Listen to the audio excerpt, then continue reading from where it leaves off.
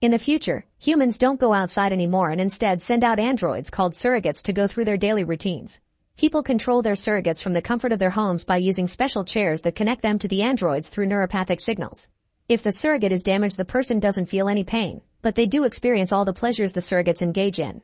This allows people to make their surrogates all kinds of crazy stunts. They also can choose how they look, and now everyone on the streets looks young and beautiful. Crime and sickness quickly go down and society is losing its hate. However, a group of people called dreads think surrogates equal living in a lie, so they fight against their use and live in small isolation zones. Their leader is known as the Prophet, and he often makes broadcasts asking people to leave the chairs behind.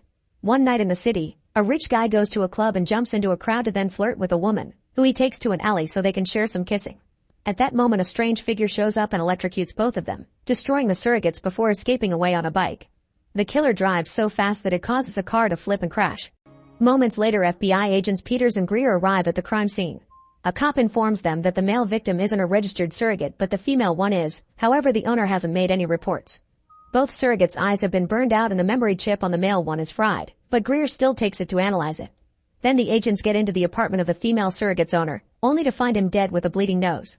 When they check the controllers, they discover that the last thing the female surrogate saw was her partner's eyes burning down before the feed was cut off. Afterward, Greer goes home and gets a glass of water to himself, confirming he also uses a surrogate. While the android parks itself in the closet, the real Greer leaves the control chair and enters a kid's room, where he stares at a picture of him with his wife and their child.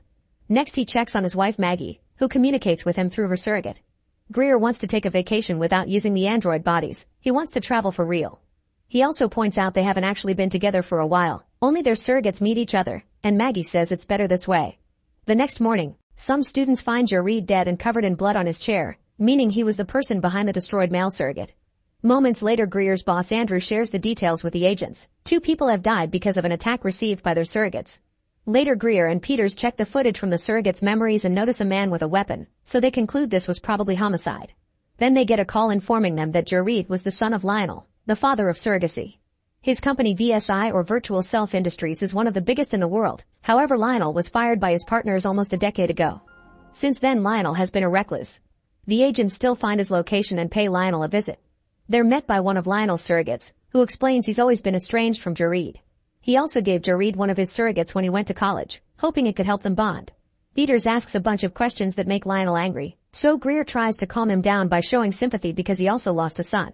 When Greer asks if anyone would want to harm Lionel or Jared, Lionel realizes the killer had been trying to get him and hadn't known the surrogate was under Jared's control.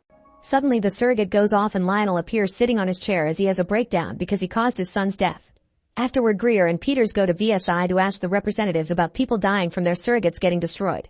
The representatives get offended and swear the surrogates have fail-safes to avoid such problems.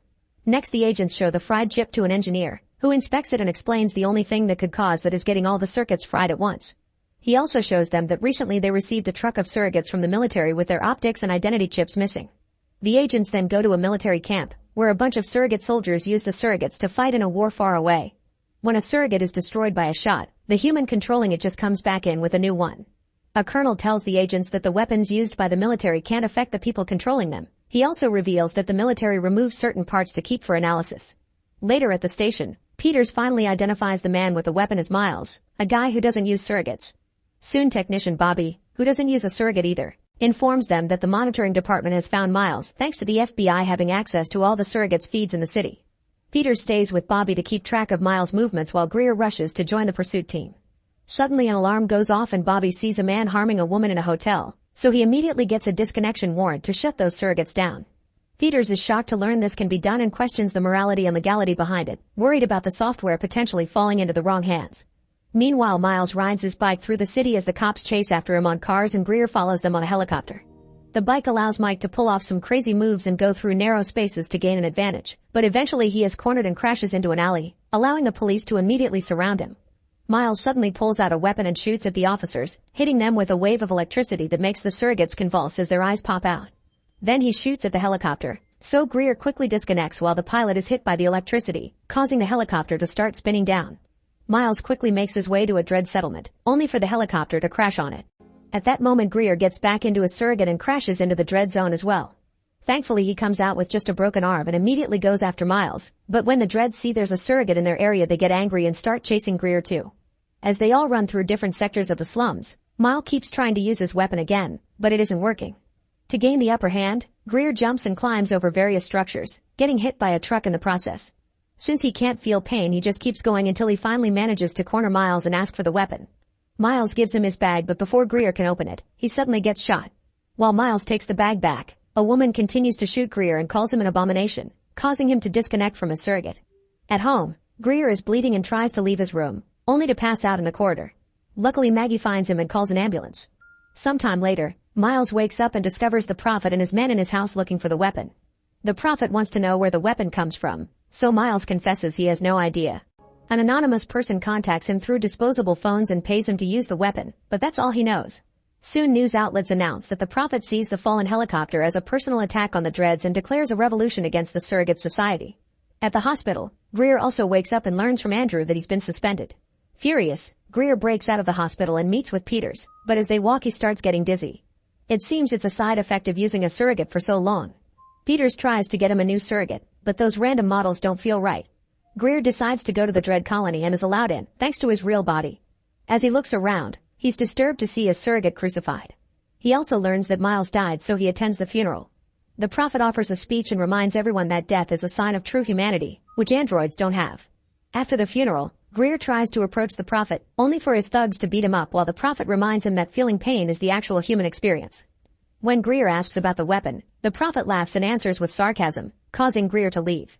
Then the Prophet enters his trailer and reveals he's got the weapon hidden under his floor. In the meantime, Greer is picked up by another of Lionel's surrogates, who explains he's using a new model because his life is in danger. Greer tells him that Jareed's murderer was killed by the Prophet and shares his own story. His son died in a car accident, and there's nothing worse in the world than a parent outliving their child. Lionel points out that if they find where the weapon comes from, they'll discover who is trying to kill him. It couldn't have come from the Dreads because they lack the resources. When Greer gets home, he finds Maggie having a wild party with friends. In private, he argues with her because he wants to see the real her and not the hedonist surrogate. Maggie says she's changed and it can't be done. On his way out, Greer gets frustrated and beats a partygoer up until he sees the metal under the fake skin. After Greer leaves, Maggie's surrogate goes to look at the real body on the chair. Maggie takes off the goggles and cries.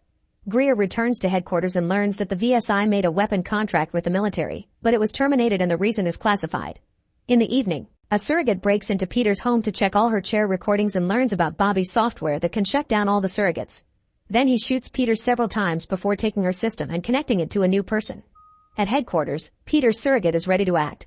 The next day Greer meets with the colonel again and shows him a picture of the weapon. The colonel admits that's the weapon the military commissioned, but all prototypes were supposedly destroyed after they discovered they were killing the people behind the surrogates too. When Greer informs him that the Dreads have the weapon, the colonel announces the military will be in charge of getting it back. At the Dread zone, the Prophet gives the weapon to his men and orders them to give it to Peters. Later Greer tries to talk to Maggie about their relationship and the loss of their son.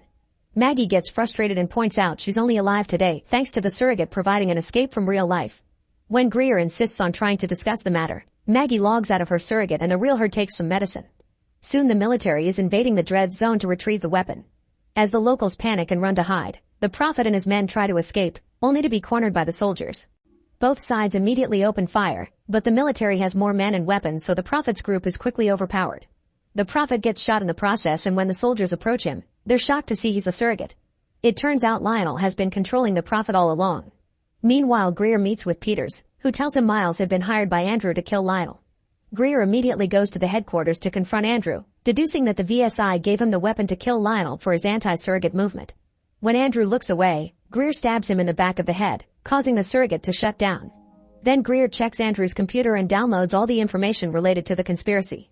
As Greer leaves the building, the real Andrew calls the other agents and tells them to arrest Greer for assault. Afterward Greer meets with Peters in her car, still not suspecting a new person is behind the surrogate. Greer explains that Andrew's files revealed Lionel is funding the anti-surrogacy movement and that he's found the codes necessary to activate the special weapon. Peters calls headquarters to tell them where to find Greer, and suddenly a truck hits them, sending the car off the road. As Peters walks away with the weapon and the access codes, Greer goes after her and a brutal chase begins that causes many accidents and lots of destruction on the streets. Peters' surrogate body allows her to dodge it with amazing jumps, and Greer ends up crashing into a store, so Peters gets to escape. Soon a bunch of FBI agents show up looking for Greer, so he hides and sneaks around to steal a car. Then he calls Bobby and asks him to shut Peters' surrogate down, but it's too late. Peters got to him first and handcuffed Bobby.